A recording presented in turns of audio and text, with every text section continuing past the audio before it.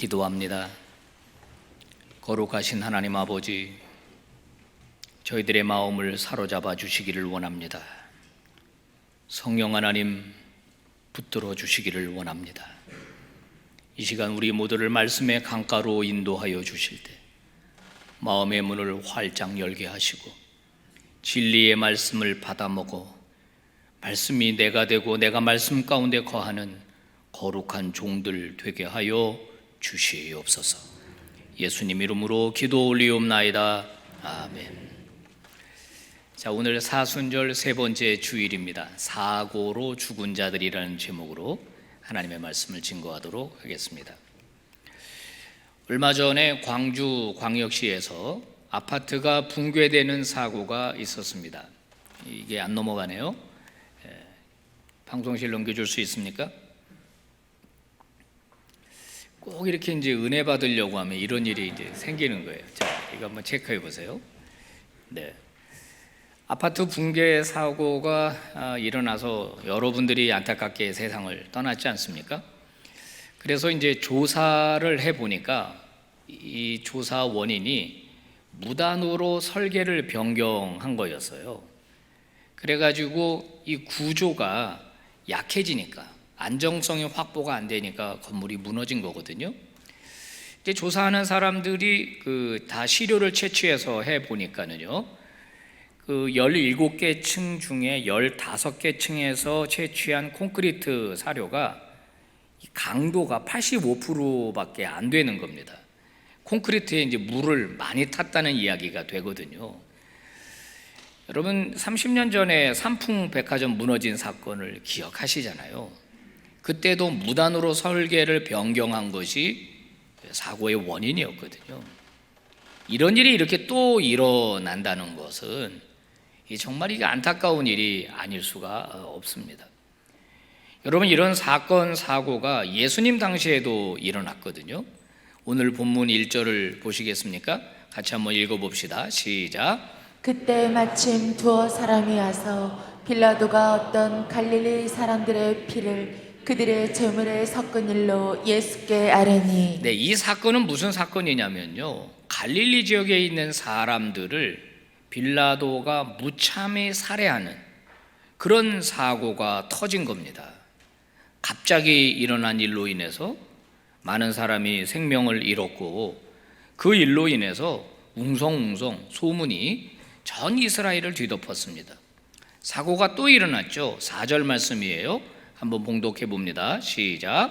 또 실로암에서 망대가 무너져 치어 죽은 18사람이 예루살렘에 거한 다른 모든 사람보다 죄가 더 있는 줄 아느냐. 네, 건설 현장이 무너졌습니다. 실로암 근처에서 망대를 건축하다가 이게 무슨 이유인지 모르지만은 허물어졌고, 그 밑에 18명이나 갑자기 세상을 떠나게 된 겁니다. 정말 안타까운 일이 아닐 수가 없죠. 더 안타까운 일은 뭔지 아십니까? 이 사고에 대한 반응입니다. 당시 유대인들은 인과응보적인 생각을 했어요. 그래서 갈릴리에서 죽은 사람들이나 망대 아래 깔려 죽은 사람들이나 얼마나 죄를 많이 졌으면 이렇게 죽었겠느냐라고 생각한 겁니다. 그리고 상대적으로 자신은 더 의로운 사람이라 이런 일이 안 생겼다는 거예요. 이런 반응을 이제 보였다는 거죠.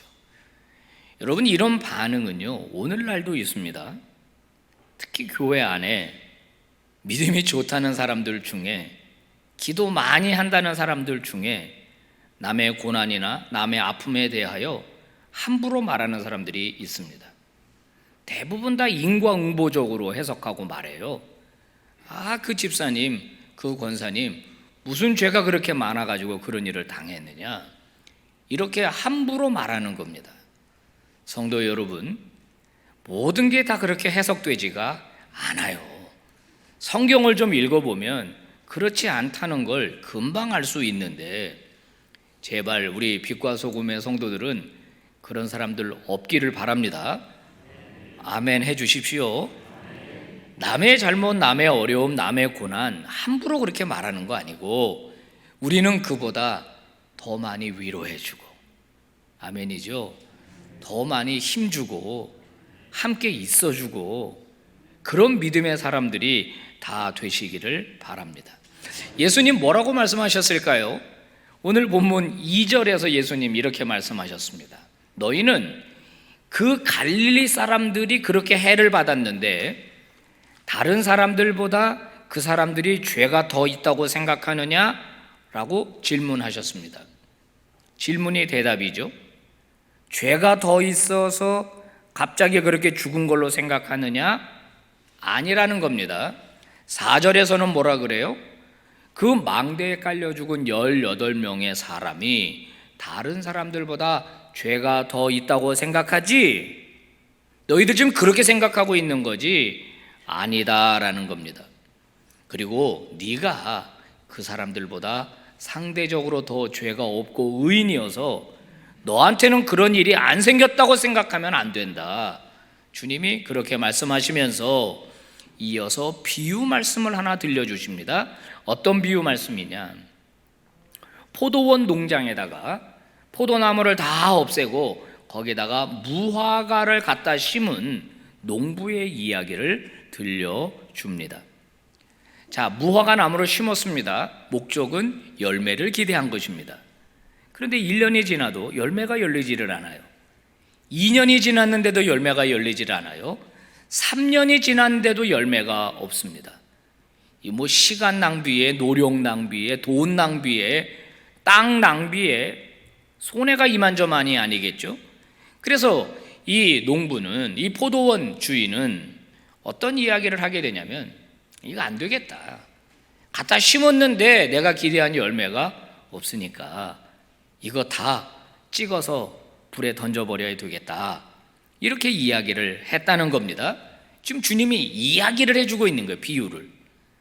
그랬더니 그 포도원을 관리하는 농부가 주인에게 뭐라고 말했느냐? 8절, 9절 같이 봉독해 봅니다. 시작. 주인이여 금년에도 그대로 두소서. 내가 두루 파고 거름을 줄이니 이후에 만일 열매가 열면 좋거니와 그렇지 않으면 찍어버리소서. 네, 이 말 그대로입니다.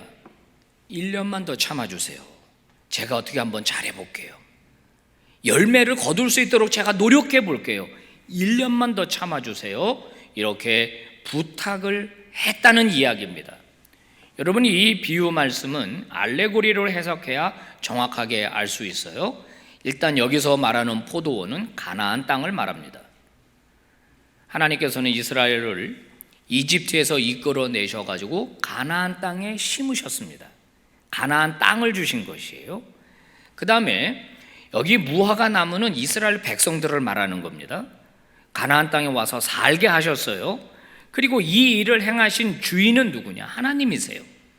그리고 포도원을 관리하는 농부는 누구냐? 바로 예수님이에요. 예수님은 어떻게 하든지 간에 이스라엘 백성들이 하나님 앞에 열매를 맺기를 기다리셨던 겁니다.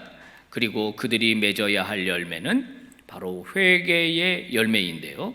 그들의 마음이 온전히 하나님께로 돌이키게 되는 회개의 열매를 하나님이 기대하셨다는 겁니다.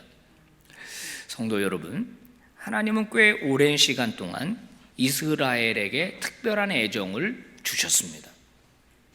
이집트 종살이하던 사람들을 이끌어내신 것도 하나님의 은혜고, 하나님의 주권적인 능력으로 그들을 광야 생활 거치게 해서 가나안 땅에 들어가게 하신 것도 하나님의 전적인 은혜입니다. 가나안 땅에 들어갈 때 모세를 통하여 얼마나 자주, 얼마나 반복적으로 너희들 그 땅에 들어가게 되거든 그 땅 거민들이 섬기는 우상을 섬기면 안 된다. 얼마나 많이 말씀하셨습니까? 그런데 이스라엘은 어떻게 했죠? 하나님으로부터 등을 돌렸습니다. 온갖 우상들을 다 따라 섬겼습니다. 그들을 돌아오게 하려고, 그들이 참여하게 하려고, 회개하게 하려고 얼마나 많은 선지자들을 보냈습니까? 결정적으로는 바벨론 전쟁에서 패하게 하고 이스라엘 예루살렘을 쑥대밭으로 만들고 70년 동안 포로 생활을 경험하도록 했잖아요. 그 정도 혼났으면, 그 정도 기다리셨으면 이제는 하나님 앞에 돌아올 만했습니다. 그런데 예수님 당시 유대인들은 잎만 무성한 무화과 나무 같았습니다. 하나님 앞에 중심이 돌이켜지지를 않았어요. 겉은 화려했습니다. 화려한 예배, 화려한 제사, 화려한 기도, 화려한 찬양. 그런데 중심은 하나님께로 돌이키질 않은 거예요. 말씀대로 살려고 그냥 애쓰는 바리새인들조차도 그 목적은 자신의 종교적 기득권을 위한 것이었지 하나님을 위한 것이 아니었거든요. 3년을 기다렸다는 것은 이제 때가 찼다는 겁니다. 하나님의 인내가 한계에 다다랐다는 거예요. 이제 파멸이, 멸망이 눈앞에 놓여 있습니다. 그러니 실로암 망대 무너진 거 보고 그들이 죄가 더 많다고 생각하고 네가 상대적으로 의인이라고 생각하지 말고 언젠가 너에게도 돌아올 심판이 임할 수 있으니 스스로를 돌이켜라, 참회하라. 바로 그것이 오늘 우리에게 주시는 교훈입니다. 성도 여러분, 여러분은 자기 자신을 얼마나 자주 돌아보시나요? 여러분 스스로 하나님 앞에서 얼마나 말씀의 거울 앞에 자신을 비춰보시나요? 아프리카 원주민이 아프고 어떤 부종 이야기입니다. 우울증에 빠지게 되면 치료사가 와서 4가지를 질문한다고 그래요. 굉장히 흥미롭습니다. 첫 번째 질문은 너 마지막으로 신나게 노래 부른 적이 언제니? 라고 묻는다는 거예요. 두 번째 질문은 너 마지막으로 춤춘 거는 언제니? 세 번째는 네 속 이야기를 누구에게 진심 어리게 털어놓은 적은 언제니? 묻는다는 거예요. 그리고 마지막 질문입니다. 마지막으로 너 고요히 앉아서 너 자신을 성찰해 본 적은 언제니? 라고 묻는다는 거예요. 저는 이 4번째 질문이 너무 심오하다고 생각했어요. 야, 기가 막힌 질문이다. 성도 여러분, 여러분 마지막으로 언제 신나게 노래해 봤습니까? 언제 춤춰 보셨어요? 언제 누군가에게 자신의 속을 이렇게 내보이면서 얘기해 보셨어요? 여러분 언제 하나님 앞에 고요히 앉아 있어 보셨나요? 지난 주간에 정해진 성경을 통독하다가 여호수아 7장에 이르러서 저는 멈출 수밖에 없었습니다. 바로 그들이 아이성 전투에서 패배하고 난 다음에 보인 반응이었는데요. 아이성 전투는 여리고성과 비교했을 때 그야말로 쉬운 전쟁이었습니다. 가볍게 이길 수 있는 전쟁이었음에도 불구하고 이스라엘이 대패했습니다. 패배하고 난 다음에 여호수아가 어떤 반응을 보였죠? 7장 6절입니다. 함께 봉독해봐요. 시작. 여호수아는 슬퍼하면서 옷을 찢고 주님의 궤 앞에서 얼굴을 땅에 대고 엎드려서 저녁 때까지 있었다. 이스라엘의 장로들도 그를 따라 슬픔에 젖어 머리에 먼지를 뒤집어 썼다. 그들이 전쟁에 실패하고 난 다음에 모여서 대책회의를 하거나 평가회를 하지 않았습니다. 우리가 전략을 잘못 세운 거 아니야? 병력을 잘못 배치한 거 아니야? 우리의 무기가 잘못된 거 아니야? 이런 평가회를 한 것이 아니라 여호와 궤 앞에서, 하나님 앞에서란 뜻입니다.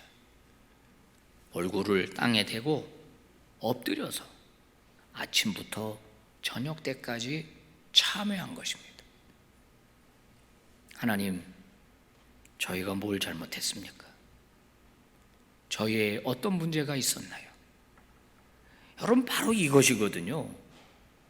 다 멈추고 하나님 앞에서 울면서 자기 가슴을 치면서 옷을 찢으면서 죄를 뒤집어 쓰면서 아침부터 저녁 늦게까지 하나님 앞에 있었다는 거예요.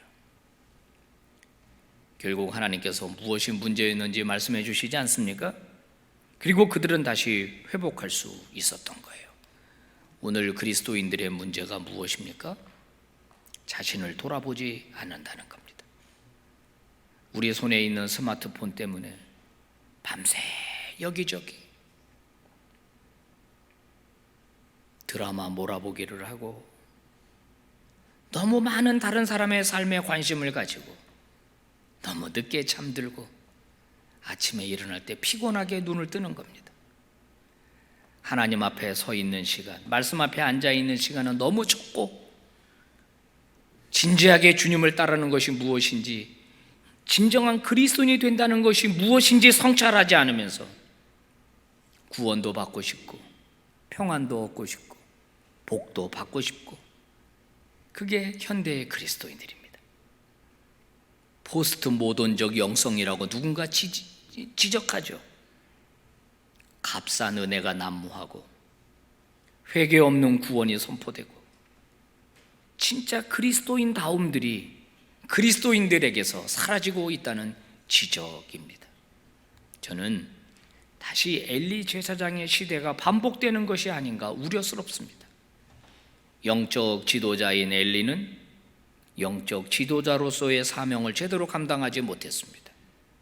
그의 영성은 마비되어 있었습니다. 하나님의 음성을 듣지 못하는 하나님의 지도자가 되어버리고 말았습니다. 두 아들은 망나니 수준이었습니다. 그러니 백성들의 삶은 어땠을까요? 바알이 하나님인지 하나님이 바알인지 구분하지 못하고 산과 들로 다니면서 우상을 섬기고 하나님도 섬기고 하는 혼합주의로 치달았던 엘리 제사장의 시대, 바로 오늘의 시대가 아닌가 생각합니다. 계시록 3장 17절에서 하나님은 라오디게아 교회를 책망하셨습니다.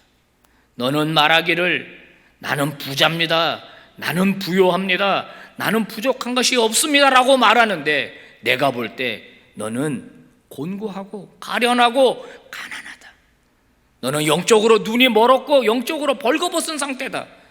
이게 예수님의 지적이거든요. 성도 여러분, 오늘 우리는 어떠합니까?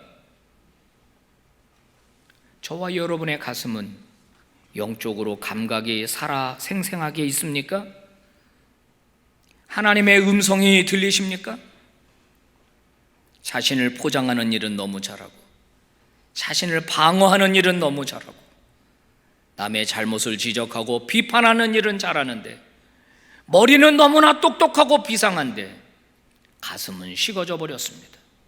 자신에게는 너무 한없이 관대합니다. 애통함이 사라졌습니다. 눈물이 사라졌습니다. 하나님 앞에서 아침부터 저녁까지 머물러 있지를 못합니다. 성도 여러분, 주 앞에서 돌이키실 수 있기를 주의 이름으로 축복합니다. 여러분 안에 애통함이 회복되고 눈물이 회복되기를 바랍니다. 제발 돌과 같이 굳은 마음이 성령의 말씀의 능력으로 갈아엎어지게 되기를 바랍니다. 우리가 주일 예배를 드리면서 참회의 기도를 드립니다. 침묵의 기도를 드립니다. 여러분 어색하죠? 아무 소리도 안 들리니까 의도적으로 그렇게 한 것입니다. 제발 세상 소리에 귀 좀 기울이지 말고 하나님의 소리에 귀 좀 기울이자. 그 어색함을 통해서 자신을 성찰하고 자신을 좀 들여다보자. 그러면서 내가 어떻게 세상 속에서 살 수 있는가를 생각해 보자라고 하는 거예요. 의미 있는 인생, 바르게 사는 인생은 돌이킴에서 시작이 됩니다. 물론 크게 예수 그리스도께로 돌이키는 결단이 먼저 있은 후에 우리는 반복적으로 크고 작은 일을 통하여 하나님 앞에 돌이켜야 합니다. 어떤 분은 질병 때문에 돌이키더라고요. 어떤 분은 사업의 실패로 돌이키더라고요. 오늘 예수님의 말씀이 무엇입니까? 남이 당하는 사고와 남이 당하는 고통을 보면서 나는 상대적으로 더 의롭다고 생각하지 말고 그것을 네 자신을 돌이키는 기회로 삼으라는 거 아니겠어요? 우리 사순절 절기를 보내고 있습니다. 성도 여러분, 우리에게 뭐가 더 필요합니까? 더 많은 연봉입니까? 더 좋은 자동차입니까? 더 성능 좋은 휴대폰입니까? 뭐가 더 필요합니까?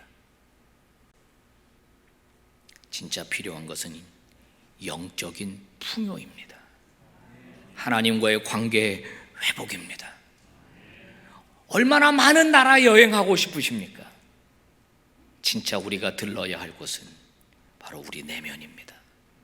우리 스스로를 돌아봐야 돼요. 날마다 자신을 돌아보기를 주의 이름으로 축복합니다. 그리고 죄에서 돌이키시고 잘못에서 돌이키시고 하나님 앞에서 하나님과 풍요로운 영적 교제를 갖는 사랑하는 믿음의 종들 되시기를 축복합니다. 기도하겠습니다. 하나님 아버지 감사합니다. 말씀 주셔서 감사합니다. 심판이 두려워서가 아닙니다. 하나님의 회초리가 아파서가 아닙니다. 주님 사랑이 너무 커서 주께로 날마다 돌이키기를 원합니다. 아버지, 값싼 은혜에 만족하는 종들 되지 말게 하시고 진실한 하나님의 은혜 앞에 진심으로 반응하고 돌이켜 아버지와 좋은 관계 속으로 들어가는 우리 빛과 소금의 교우들이 되게 하여 주시옵소서. 날마다 잘못된 자신을 무너뜨리고 아파도 무너뜨리고 복음으로 다시 세우고 은혜로 다시 세우는 자들이 되게 하여 주시옵소서. 예수님 이름으로 기도 올리옵나이다. 아멘.